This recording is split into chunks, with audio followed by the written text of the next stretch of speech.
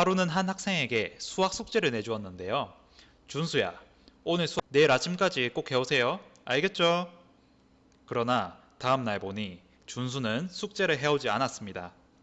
혹시 저의 실수를 발견하셨습니까? 저는 그냥 통보식으로 숙제를 내주었습니다. 통보를 들은 학생은 숙제를 하고 싶은 동기가 전혀 생기지 않죠. 그렇다면 어떻게 숙제를 내주면 학생이 자발적으로 숙제를 하도록 이끌 수 있을까요? 대신 이렇게 말하면 어떨까요? 준수야, 오늘 숙제는 21조까지입니다. 내일 25조까지 반드시 해야 되기 때문에 오늘 숙제를 안 하게 되면 내일 훨씬 더 힘들어져요. 자, 너가 선택해 보세요. 오늘 선생님이 숙제를 안 내주고 내일 학교 끝나고 남아서 여기부터 25조까지 끝까지 풀고 갈 건지, 아니면 21조까지 풀어와서 내일 두 장만 풀고 집에 일찍 갈 건지, 둘 중 하나를 선택해 보세요.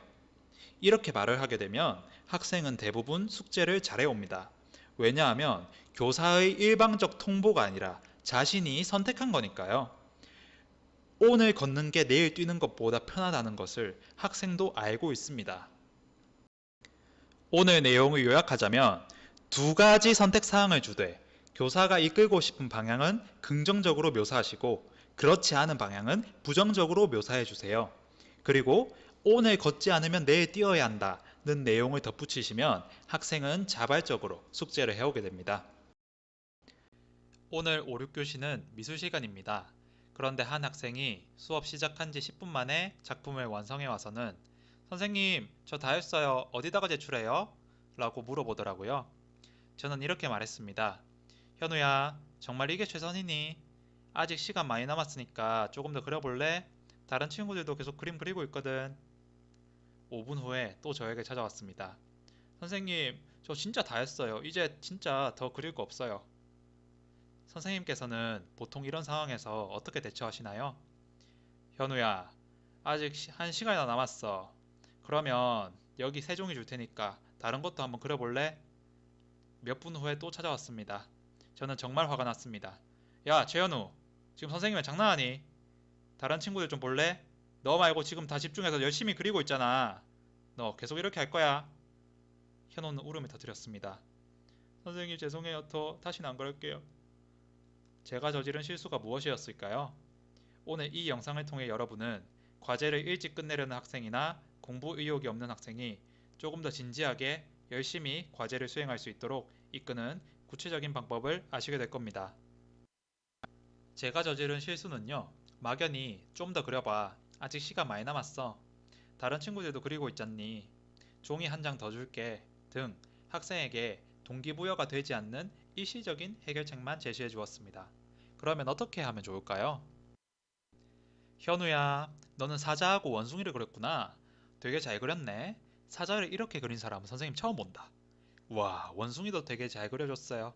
그러나 단 한 가지 선생님이 아쉬운 부분이 있다면 이것들과 관련된 것들을 좀 더 그려주면 좋을 것 같아. 자, 사자 하면 뭐가 생각나니, 현우야? 동물의 왕이요. 그래, 그럼 사자 머리 위에 왕관도 그려줄 수 있겠고 사자 주위에 왕궁하고 다른 여러 동물들을 신화로 그려줘도 되겠네. 또 사자 하면 뭐가 생각나니? 동물이 잡아먹어요. 자, 그러면 사자 옆에 치킨도 하나 그려주면 좋겠네. 원숭이 하면 뭐가 떠오르니? 그래, 원숭이가 좋아하는 바나나를 그려주면 되겠지? 이와 같이 관련된 것들을 생각해서 얼마든지 그릴 수 있단다. 교사는 우선 학생의 과제 수행 정도와 상관없이 조금이라도 잘한 부분이 있다면 그 부분을 포착해서 긍정적인 피드백을 주고 앞으로 해야 할 일을 구체적으로 알려줘야 합니다. 학생의 수준에 맞춰서요. 만약에 수학 시간이라면 야, 현우야, 열심히 공부해야지 라고 다독이는 게 아니라 현우야, 지금 잘 안 풀리니? 그러면 교과서 페이지 10쪽 한번 펴보자. 여기 기본 문제가 딱 두 개만 있거든. 그게 가장 쉬운 문제니까 우선 그것부터 한번 풀어보자. 우리 같이. 이런 식으로 구체적으로 쉬운 과제부터 제시해주는 게 좋습니다. 작년에 저희 반에는 수학을 정말 싫어하는 민수가 있었습니다. 하루는 문제 풀기 시간이었는데요. 민수가 딴짓을 하고 있자 민수야, 지금 뭐 하고 있니? 얼른 문제 풀어야지. 다른 친구들은 지금 19쪽까지 다 풀었는데 넌 지금 뭐 하고 있어? 얼른 풉시다. 라고 말했습니다.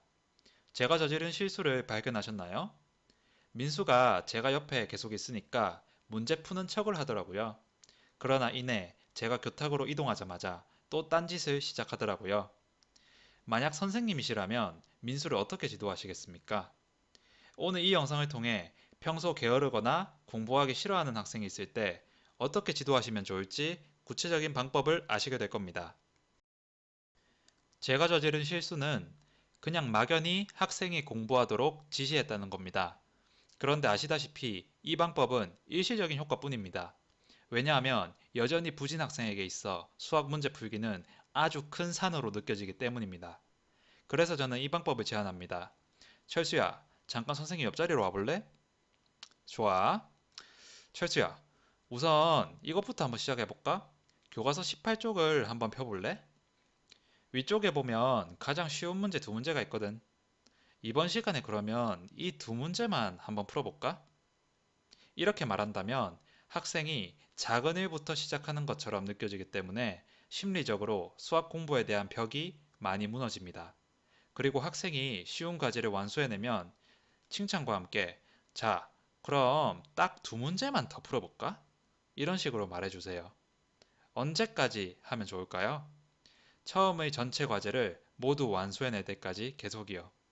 막연히 여기까지 풀어야 돼. 수학 공부 열심히 해야지. 라고 말하는 것보다 아주 쉬운 과제부터 학생 수준에 맞게 구체적으로 안내하는 것이 훨씬 효율적입니다. 지금부터 두 가지 말투를 한번 비교해 보시겠습니까? 선생님, 제 생각에 이 방법은 효과가 있을 것 같기도 해요. 선생님께서는 이 말을 듣고 제 말을 믿으시겠습니까? 대신에 선생님, 이 방법은 정말 효과적입니다. 라고 말한다면 두 문장 중에 어느 것이 더 신뢰가 가시나요? 왜 후자 쪽이 더 신뢰가 갈까요? 내 생각에는 이라는 말을 붙이면 교사가 망설이고 있거나 확실치 않은 것을 말하는 것처럼 학생에게 들리기 때문입니다. 그렇기 때문에 비록 확신이 없더라도 어느 정도 아시는 내용이라면 선생님 생각에 라는 말투를 피하는 것이 좋습니다. 자신이 하는 말에 의문을 제기할 필요는 없습니다. 특히 요즘은 매일매일 기존의 정보가 폐기되고 새로운 것으로 대체되고 있으니까요. 그렇다면 정말 대답하기 어렵거나 완전히 모르는 내용을 질문받았을 때는 어떻게 하면 좋을까요? 첫 번째는 너는 어떻게 생각하니? 너희들은 어떻게 생각하니? 라고 일단 학생 쪽으로 되물어보는 겁니다. 의외로 다른 학생들이 해답을 대신 말해줄 때가 정말 많습니다. 만약에 나머지 학생들도 모르는 정보라면 이거는 선생님과 너희들 모두 잘 모르는 부분이니까 지금 같이 한번 검색해 볼까? 라고 말하면서 TV 화면에 검색창을 띄우고 같이 정보를 찾아봅니다. 이처럼 때로는 교사가 모르는 것이 있다는 것을 아이들에게 보여줄 필요도 있습니다. 선생님이 약간 부족한 모습을 보이면 학생 자신도 스스로에 대한 완벽주의를 내려놓게 되니까요. 이것을 실수 효과라고 부르는데요. 우리는 일반적으로 절대 실수를 저지르지 않는 완벽한 사람보다 매력적이지만 조금은 허당인 사람에게 더 끌리게 된다고 합니다. 오늘 영상을 요약하자면 교사가 어느 정도 알고 있는 내용이라면 선생님 생각에는 이라는 말을 빼고 말하면 좋고요. 교사가 아예 모르는 내용이라면 다른 학생들에게 똑같은 내용으로 되묻거나 함께 검색해보자 라고 말할 수 있습니다. 선생님, 만약에 교사가 아는 듯 말했다가 나중에 찾아봤을 때 실제와 완전히 다른 내용을 아이들에게 알려줬었다면 어떻게 해야 할까요? 이 경우 교사는 다음 수업 시간에 그 부분에 대해서 선생님이 오해하고 있었다며 올바른 내용을 이야기해주면 됩니다. 저는 작년에 일주일에 두 번씩 방과 후에 지훈이와 함께 1대1로 수학 공부를 했습니다. 지훈이는 수학을 싫어하진 않지만 진단평가를 해봤을 때 미달로 나왔는데요.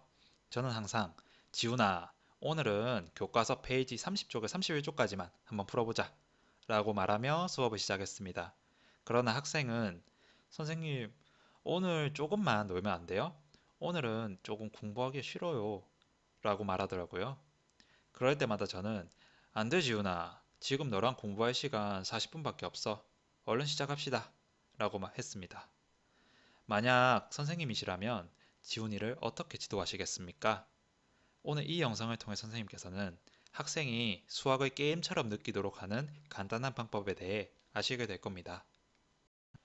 저는 언젠가부터 이런 레퍼토리를 활용했습니다. 자, 지훈아. 오늘은 선생님하고 내기를 한번 할 거거든? 선생님이 스톱워치로 딱 5분만 시간을 줄 건데, 혹시 너가 이 두 문제를 5분 안에 풀어낼 수 있겠니? 너가 만약 5분 안에 두 문제를 풀면 선생님이 과자를 하나 줄 거야. 실패해도 한 번 더 기회를 줄 수도 있어. 학생이 실제로 문제를 푸는 데는 8분 정도 걸렸습니다. 하지만 저는 4분 30초의 스톱워치를 멈춰놓고 문제를 다 푼 지훈이에게 보여주며, 와, 이번에 4분 30초 만에 다 풀었네. 다른 친구들은 6분 이상 걸렸는데 지훈이 정말 대단하다. 선생님 생각보다 훨씬 잘하는데? 자, 그러면 이번에는 비슷한 문제 두 개를 선생님이 또 준비했거든. 이번에는 4분 30초에 한번 도전해볼까? 비록 눈속임 전략이지만 이런 식으로 단계적으로 스톱워치를 이용해서 도전 의식을 자극하면 어떨까요? 특히 1대1로 부진화를 지도하실 때 이 방법은 굉장히 효과가 있더라고요. 쉽고 간단한 문제라도 학생이 성공 경험을 많이 하도록 교사는 이끌어줘야 합니다. 이 영상이 조금이라도 도움이 되셨거나 다음 영상이 궁금하신 분은 구독과 좋아요 부탁드립니다.